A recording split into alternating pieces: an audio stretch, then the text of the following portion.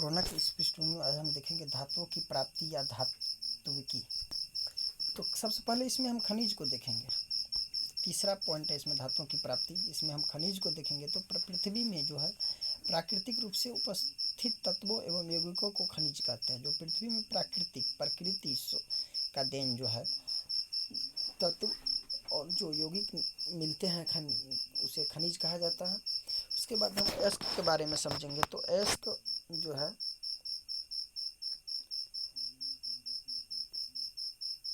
अयस्क के बारे में, तो अयस्क वे खनिज जिनमें धातु अधिक मात्रा में पाई जाती है और उसे निकालना लाभकारी होता है, तो उसे अयस्क कहते हैं।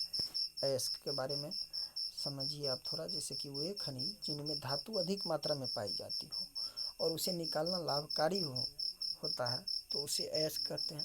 सक्रियता श्रेणी में हम देखेंगे, ये सक्रियता श्रेणी ऊपर से नीचे की ओर दिया हुआ है। इसमें सबसे अधिक अभिक्रियाशील धातु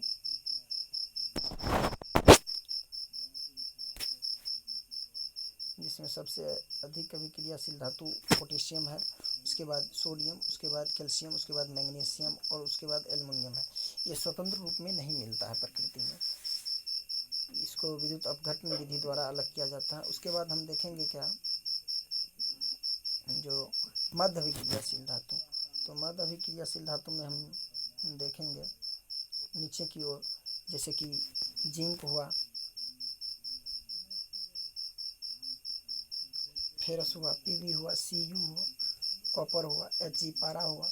तो मध्य अभिक्रियाशील धातु जो है सल्फाइड, ऑक्साइड तथा कार्बोनेट एस के रूप में कार्बन द्वारा अपचयन किया जाता है। इसको कार्बन द्वारा शुद्धि किया जाता है। और सबसे कम अभिक्रियाशील धातु है वो है सिल्वर, चांदी और Au सोना, स्वतंत्र रूप में पाई जाती है।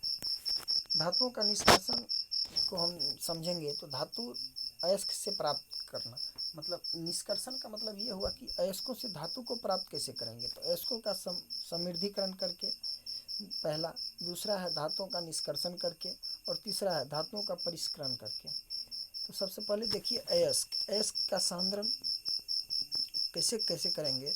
तो उच्च अभिक्रियाशील धातु और मध्य अभिक्रियाशील धातु और निम्न अभिक्रियाशील धातु में बांट देंगे।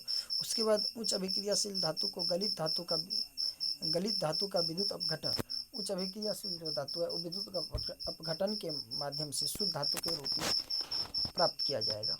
उसके बाद मध्य अभिक्रियाशील धातु में हम देखेंगे तो सल्फाइड अयस्क का निर्माण होगा और कार्बोनेट अयस्क का दो भागों में टूटेगा। उसके बाद निम्न अभिक्रियाशील धातु में देखेंगे तो सल्फाइड अयस्क।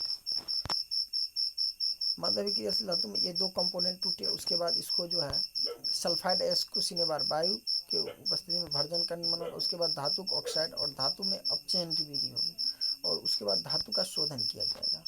तो इस प्रकार मध्य अभिक्रियाशील धातु को हम समझे। उसके बाद निम्न अभिक्रियाशील धातु में देखिए क्या कि जो सल्फाइड अयस्क है और ये सल्फाइड अयस्क, उसके बाद भर्जन होगा और भर्जन के बाद धातु होगा का निर्माण होगा। उसके बाद परिष्करण होगा। अयस्कों से धातु निष्कर्षण में प्रयुक्त चरण ये निम्नलिखित है। इसमें कुछ मुख्य परिभाषा देखिए, जैसे कि गैंग,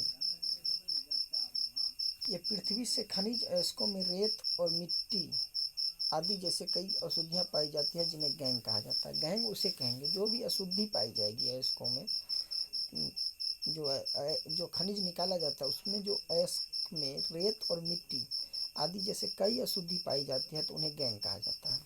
उसके बाद बी में देखिए भर्जन को आप समझ लीजिए, जैसे कि ऊपर की बात भर्जन का बात हम किए हुए हैं निम्न अभिक्रियाशील धातु और मध्य अभिक्रियाशील धातु में। तो भर्जन होता क्या है, सल्फाइड अयस्क को वायु की उपस्थिति में अधिक ताप पर गर्म करने पर यह ऑक्साइड में बदल जाता है। इस प्रक्रिया को भर्जन कहते हैं।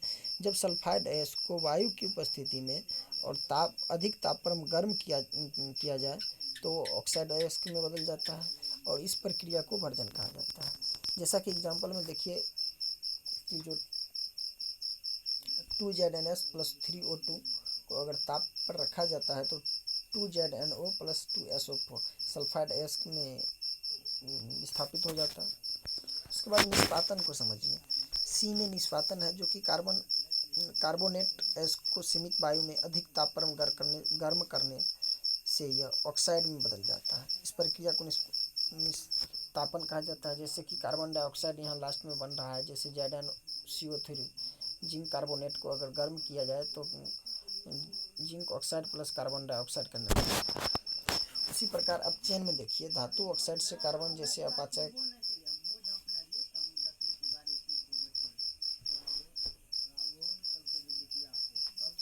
धातु ऑक्साइड से कार्बन जैसे अपाचयक का उपयोग कर धातु प्राप्त की जा सकती है।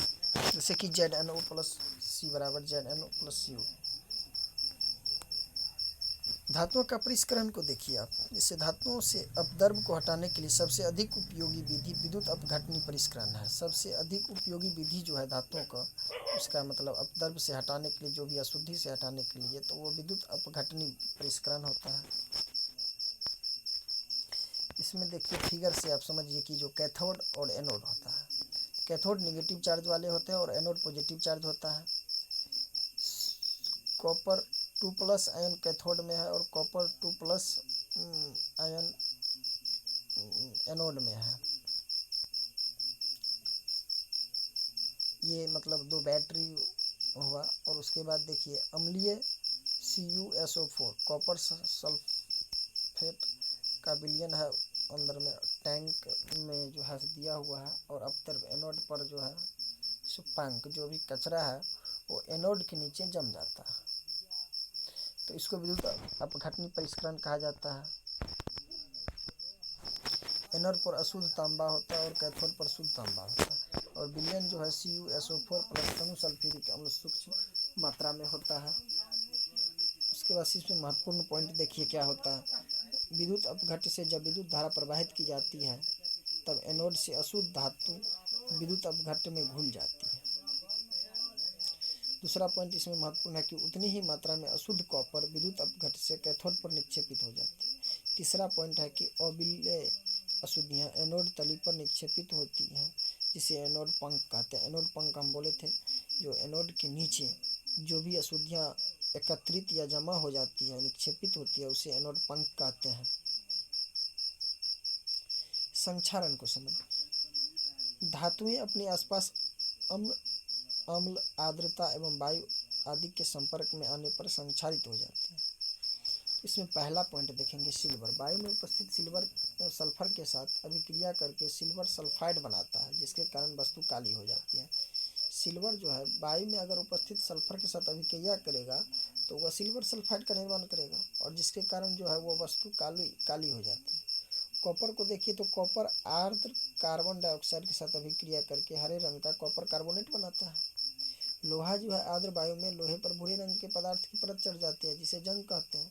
और संक्षारण से सुरक्षा कैसे करेंगे, तो लोहे को जंग लगने से बचाया जा सकता है, जैसे पेंट करके या तेल लगा करके या ग्रीज लगाइए या उस पर लेप चढ़ाइए या सदलेपन करके या क्रोमियम लेपन द्वारा या एनोडीकरण या मिश्र धातु बनाकर। यशद लेपन जो है लोहे एवं इस्पात को जंग से सुरक्षित रखने के लिए उन पर जस्ते जिंक की पतली परत चढ़ाई जाती है, इसे यशद लेपन कहते हैं। जब जिंक की परत चढ़ाई जाती है तो इसको यशद लेपन कहा जाता है।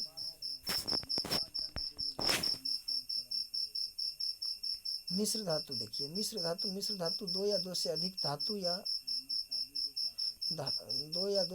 धातु और अधातु के समांगी मिश्रण होते हैं। मिश्र धातु किसे कहते हैं, तो मिश्र धातु दो या दो से अधिक धातु या अधातु के समांगी मिश्रण होते हैं। लोहा सूक्ष्म मात्रा में कार्बन के मिश्रण के साथ लोहा कठोर और प्रबल हो जाता है। लोहा जो है वो सूक्ष्म मात्रा में कार्बन के मिश्रण के साथ लोहा कठोर और प्रबल हो जाता है। इस्पात जो है स्टील, वो लोहा प्लस निकेल प्लस क्रोमियम से मिलकर बनता है। और पीतल जो है कॉपर प्लस जिंक से मिलकर बनता है। कांसा जो है कॉपर प्लस टीन से मिलकर बनता है। और सोल्डर लेड प्लस टीन से, और अमलगम जो है मरकरी प्लस अन्य तत्व से मिलकर के बनता है। तो आज हम धातु एवं अधातु के इस अध्याय क्लास नोट को समझें, इसको पढ़ें। हमें आशा है कि आप लोग को ये अच्छा लगा होगा। चलिए, थैंक यू। आज के लिए इतना ही। Good night, take care.